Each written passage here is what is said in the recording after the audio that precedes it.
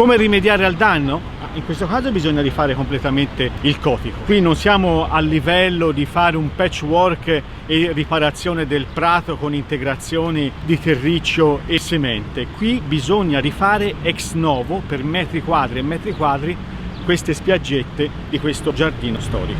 Proseguendo dal giardino monumentale della fortezza al parco monumentale della città di Firenze delle Cascine, vorremmo ritornare sulla questione degli usi impropri dei parchi storici. Un altro esempio analogo a quello che abbiamo descritto alla fortezza è la permanenza ancora del Luna Park in questo contesto del parco delle Cascine. Come la ruota panoramica, la pista di ghiaccio e la fortezza, ecco, la presenza, nonostante che da decenni si dica dovrebbe essere provvisoria, ma in realtà è permanente in questo punto del parco, che è il baricentro del parco monumentale delle Cascine, fra il parterre della vasca e la palazzina reale, è un altro elemento che dovrebbe far riflettere. Un giorno nei giardini c'era scritto vietato calpestare le aiuole. Probabilmente non è il caso di questo giardino monumentale storico in cui le aiuole sono state divelte, l'impoverimento floristico è eccezionale, il degrado della vegetazione forestale è evidente. Quindi in un giardino ornamentale otteniamo l'effetto contrario. La compattazione del terreno mi provoca perdita dello strato di vegetazione graminacea microterma, che peggiora le sue condizioni di sopravvivenza alle basse temperature. Il substrato, il terreno umido, compattato dalle ruote dei carri, mi provoca asfissia radicale. Dall'asfissia radicale si riduce lo scambio gassoso della pianta. Riducendo lo scambio gassoso della pianta abbiamo radici superficiali, non approfondimento radicale, perdita della capacità di ritenzione idrica del suolo, e questo porta alla senescenza del manto erboso, nonché in condizioni di accumulo di umidità anche formazioni di patogeni, soprattutto fungini.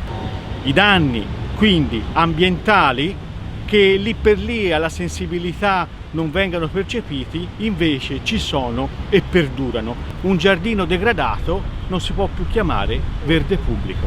Il parco pubblico per sua natura è il luogo dove il cittadino diventa sovrano e riconquista un suo rapporto democratico con la natura. Ascoltare la natura, leggere un libro in silenzio, passeggiare, godere della luce, del sole, delle piante e conoscere le piante che nel giardino si riescano a piantare e a mantenere. Il Luna Park, iniziative del genere, ripropone invece un uso del parco dove il cittadino non è più sovrano in un rapporto diretto con la natura, ma ritorna ad essere consumatore, come nella stragrande maggioranza dei casi della sua vita quotidiana, dai grandi centri commerciali ai non luoghi, a quello che è diventato ormai la dimensione dello spazio per gli uomini dei nostri tempi, cioè quello di essere consumatori. Riportare il giardino alla sua natura essenziale vuol dire anche riportare il cittadino alla sua sovranità e al suo rapporto democratico con una fetta di territorio che è di tutti, che è della collettività.